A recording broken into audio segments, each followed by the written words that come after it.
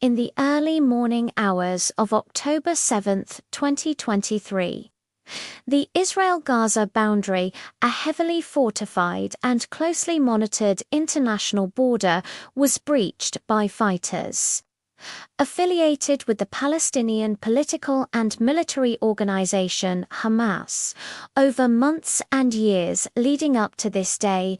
According to Israeli military assessments and international reporting, detailed plans and preparations were made by Hamas, drawing on maps, communications devices, reconnaissance, and years of study of Israeli defenses. Documents recovered after the attack indicated that fighters carried Israeli SIM cards, radios, GPS devices, and other gear to maintain communication and coordination once inside Israeli territory, and that planning had been extensive even if some operational details were kept close to the date itself.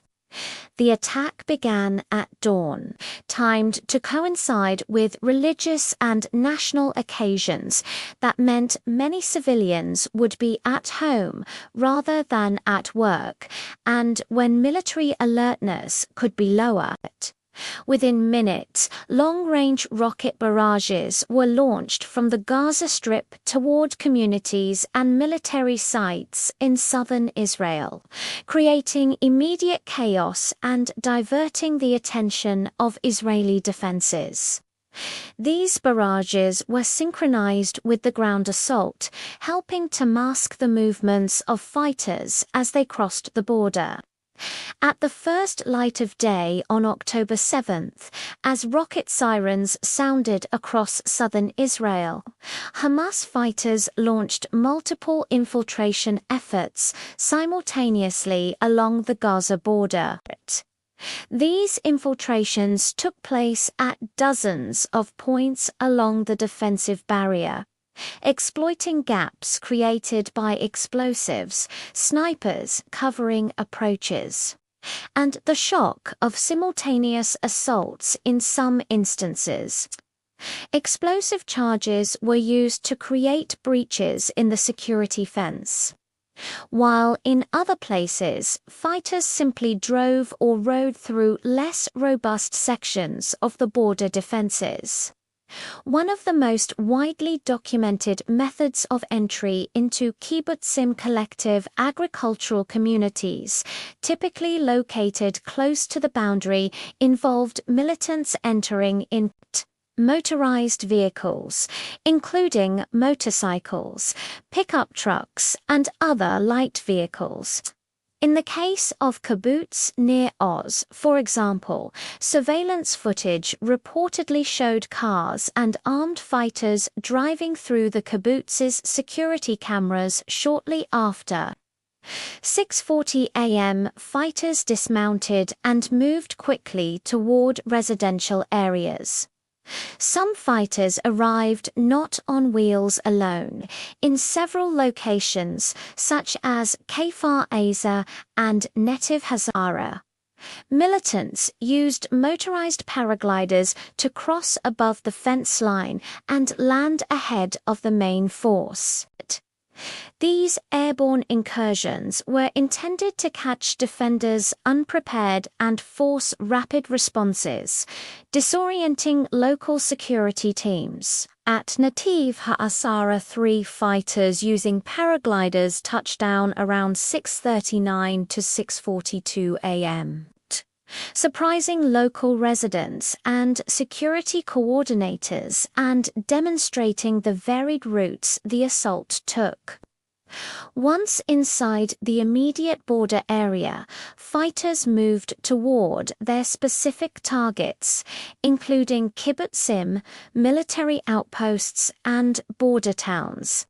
The assault on Kibbutz Be'eri, one of the community's hardest hit, began with vehicles and fighters reaching the perimeter gates early in the morning.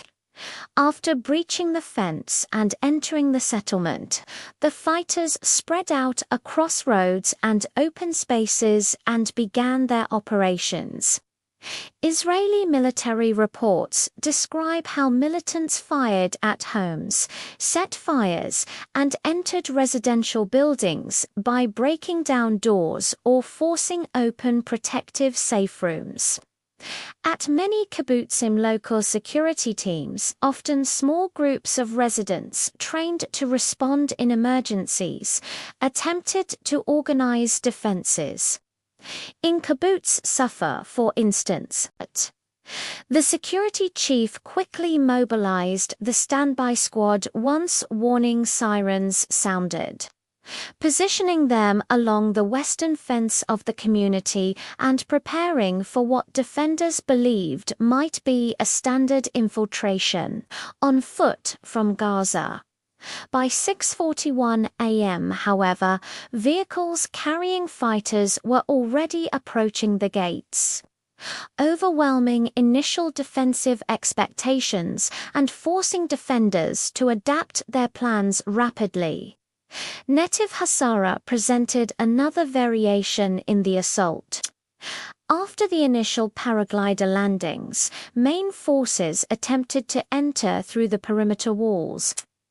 In this instance, they failed to breach the wall and retreated, but the early airborne fighters nonetheless engaged residents within the community. This underlines the multi-pronged nature of the operation, a strategy designed to overwhelm defenders by attacking from several unexpected directions. Throughout the early morning hours, the assault unfolded amid a backdrop of gunfire and rocket explosions. Hamas fighters pressed into several kibbutzim, simultaneously, often arriving in small tactical units that could move quickly and spread out. Their use of light vehicles like motorcycles and pickup trucks allowed for fast movement across the sandy terrain of southern Israel. Once they had entered a kibbutz, militants moved along streets and paths to access homes, agricultural buildings, and common areas. Local communication systems, such as WhatsApp groups maintained by kibbutz residents, played an important role in how defenders and civilians understood what was happening. In Nir Oz, panic and confusion were evident in messages sent as residents first saw armed intruders moving through the community. These civilian communications helped some residents seek cover and organize temporary defensive efforts, but the speed and intensity of the assault often outpaced local responses. The experience at Kibbutz ISRAEL reflected how, in some cases, defenders attempted to resist the incursions. Their members of the Civil Defense Squad and nearby kibbutz security teams engaged militants as they tried to breach the perimeter.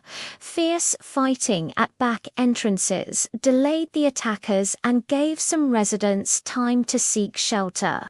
But ultimately, the attackers succeeded in briefly entering the community perimeter by breaching the fence with explosives. The Israeli Defense Forces (IDF) were scrambling to respond to the widespread assault, because the attack was not limited to one location but spanned multiple communities and military positions along the border. The initial response by Israeli forces was markedly slower than expected in some areas. Reports indicate that thousands of militants were involved in the overall operation across the region, engaging not just in border skirmishes but in broader coordinated movements deep into Israeli territory. Once inside kibbutzim, the nature of the engagement shifted from border breach to close quarters. Fighters dispersed to residential neighborhoods, agricultural zones, engagements, and communal facilities. They made use of the early morning confusion to push deeper into homes and gardens.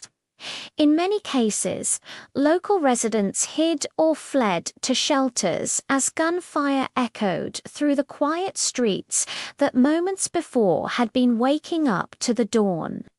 The scale of the assault, involving simultaneous incursions across many points, meant that even well-trained local security teams were outnumbered and outgunned.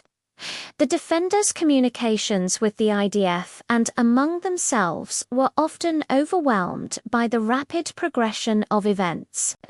In Netiv Hassara, local security coordinators directed their teams to fire from defensive positions to avoid friendly fire as they attempted to protect neighbors, highlighting the chaos and split-second decisions defenders had to make.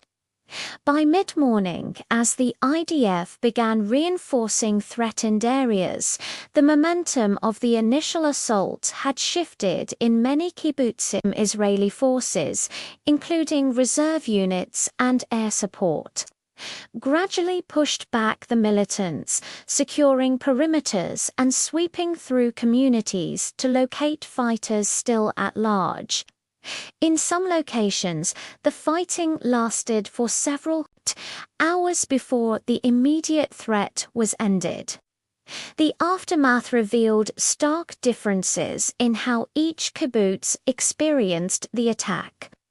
While some communities were retaken relatively quickly by responding forces, others saw prolonged the intensity of the incursion, and the chaos that accompanied it illustrated serious shortcomings in border warning systems and military preparedness for such a large-scale, multi-vector attack. Subsequent Israeli military inquiries described the day as a major security failure, noting that local Israelis defended their families with their bodies for hours while there was no army to protect them. The coordinated use of multiple entry tactics, from explosive breaches of the border fence, vehicle assaults, and even paraglider landings, demonstrates the complexity and planning behind the operation. Fighters moved rapidly from initial border crossings into civilian communities, exploiting the element of surprise and the simultaneous barrage of rockets to delay a unified military response. Residents' communications, whether through phone apps or direct contact with defense teams, reflected the urgency and confusion of that morning as individuals and families sought safety and exchanged information about the unfolding attack. In a broader strategic sense, the October 7th attack on southern Israel and its kibbutzim was unprecedented in scale and coordination in the post-1948 era, not only because of the number of fighters involved, but also due to the variety of tactics employed. The use of surprise, diversified entry methods, and synchronized rocket and ground assaults created a scenario that outpaced existing defensive preparations at many local and national levels. Although much has been written about the violence and suffering that occurred that day, understanding how the breach happened helps explain the tactical and operational dynamics of a complex border assault. The lessons drawn from these events have been debated in military and political circles all over the world. As analysts consider questions about intelligence warnings, border security, rapid military response, and the nature of modern asymmetrical conflicts,